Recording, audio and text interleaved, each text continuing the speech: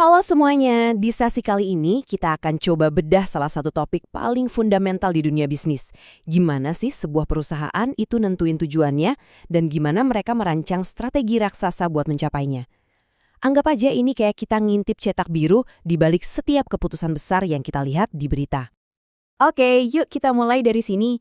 Pernah nggak sih Anda kepikiran, kok bisa ya perusahaan teknologi tiba-tiba bikin mobil? Atau perusahaan makanan yang sama jualan produk perawatan tubuh juga? Gimana coba cara mereka ngambil keputusan segede itu? Nah, di balik semua itu ada yang namanya strategi korporat. Dan itulah yang akan kita kupas tuntas sekarang. Ini dia peta jalan kita untuk hari ini. Kita mulai dari yang paling dasar. Sebetulnya apa sih tujuan perusahaan? Terus kita naik ke level C-suite buat lihat gambaran besarnya di strategi korporat. Dari situ kita turun ke medan perang strategi bisnis dan kita bakal pakai alat analisis keren yang namanya Matrix BCG. Terakhir kita lihat gimana semua ini dijalankan di dunia nyata. Sebelum kita ngomongin strategi, sebuah perusahaan itu harus tahu dulu mau kemana arahnya. Nah ini yang sering disebut bintang utara, tujuan akhir yang jadi pemandu setiap langkah mereka. Seringnya kan orang mikir tujuan perusahaan ya cuma cari duit. Padahal itu terlalu simpel. Tentu, profitabilitas jangka panjang itu kunci. Tapi ada juga tanggung jawab buat naikin nilai saham secara etis, pinter-pinter ngelola risiko biar nggak asal-asalan, dan yang makin penting sekarang, ya mikirin semua stakeholder, mulai dari karyawan, pelanggan, sampai masyarakat luas. Oke, tujuannya udah jelas. Sekarang para pimpinan puncak harus milih peta yang tepat buat sampai ke sana. Nah, inilah inti dari strategi korporat. Jadi intinya tuh gini, strategi korporat itu ngejawab pertanyaan, kita ini mau main di bisnis apa aja? Apakah kita mau fokus di satu bidang sampai jadi jagoan, atau kita mau merambah ke banyak area? Terus gimana kita bagi-bagi modal dan sumber daya ke semua unit bisnis itu? Gampangnya, biasanya ada 3 jalan utama yang bisa dipilih perusahaan. Yuk kita lihat satu persatu. Pertama, ada strategi industri tunggal. Coba bayangin McDonald's. Mereka fokus di satu hal, makanan cepat saji. Dan mereka jago banget di situ, di seluruh dunia. Semua energi, uang, dan pikiran mereka dicurahkan buat jadi yang terbaik di satu arena itu aja. Selanjutnya, diversifikasi berkaitan. Nah, perusahaan kayak Procter & Gamble atau Unilever itu contoh klasiknya. Mereka jualan sampo, deterjen, pasta gigi. Kelihatannya beda-beda kan? Tapi semuanya itu barang konsumsi yang dijualnya di supermarket. Jadi, mereka bisa pakai bareng jaringan distribusi, tim marketing, bahkan risetnya. Ada sinergi, ada benang merahnya. Dan yang terakhir, diversifikasi tidak berkaitan. Ini yang namanya konglomerasi sejati. Satu perusahaan induk bisa punya bisnis media, bank, sampai perkebunan kelapa sawit. Sama sekali nggak nyambung kan? Di sini, perusahaan induknya itu lebih bertindak kayak manajer investasi. Yang penting naruh modal di tempat yang paling untung. Oke, tadi kita udah lihat gambaran besarnya dari atas. Sekarang, kita zoom in, kita lihat gimana tiap unit bisnis itu berjuang di medan perangnya masing-masing. Jadi gini, kalau strategi korporat itu soal milih mau ikut perang yang mana, nah strategi unit bisnis itu soal gimana caranya menang di setiap perang yang udah dipilih. Semuanya tentang gimana caranya jadi lebih unggul dari para pesaing.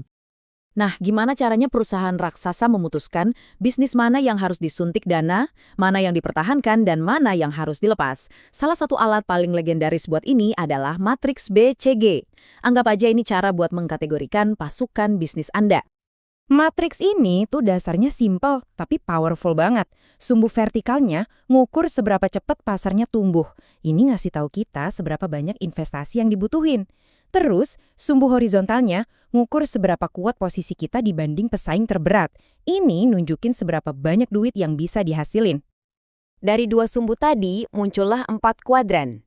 Bintang atau star, sapi perah atau cash cow, tanda tanya atau question mark, dan anjing atau dog. Setiap unit bisnis di perusahaan itu bakal masuk ke salah satu kotak ini, dan masing-masing punya misi yang beda-beda. Pertama ada si bintang. Ini adalah bisnis jagoan kita di pasar yang lagi ngetren dan tumbuh kencang. Mereka ini butuh banyak banget investasi biar makin gede dan bisa terus jadi nomor 1. Tujuannya pertahankan dominasi. Terus ada sapi perah. Ini bisnis di pasar yang udah dewasa, pertumbuhannya lambat. Tapi kita yang jadi rajanya. Mereka nggak butuh banyak investasi lagi, tapi justru jadi mesin pencetak uang. Nah, keuntungan dari sini biasanya diperah buat ngasih dana ke si bintang dan tanda tanya. Kemudian ada si tanda tanya. Wah, ini yang paling bikin pusing para manajer. Pasarnya lagi tumbuh pesat, tapi posisi kita masih lemah. Mereka butuh suntikan dana super besar biar bisa ngejar dan jadi bintang. Jadi pertanyaannya, kita mau pertaruhkan segalanya buat mereka, atau mending kita lepas aja dari sekarang? Terakhir, ada si anjing. Bisnis ini pangsa pasarnya kecil, di industri yang juga udah lesu. Biasanya sih mereka nggak menghasilkan banyak untung, malah bisa-bisa boncos. Strategi yang paling umum di sini ya dijual atau ditutup aja, biar nggak jadi beban buat perusahaan. Oke, kita tahu bintang itu perlu dikasih modal biar makin bersinar. Tapi pertanyaannya, di mana caranya mereka benar-benar menang lawan kompetitor di pasar? Kan uang aja nggak cukup. Mereka butuh sesuatu yang namanya keunggulan kompetitif.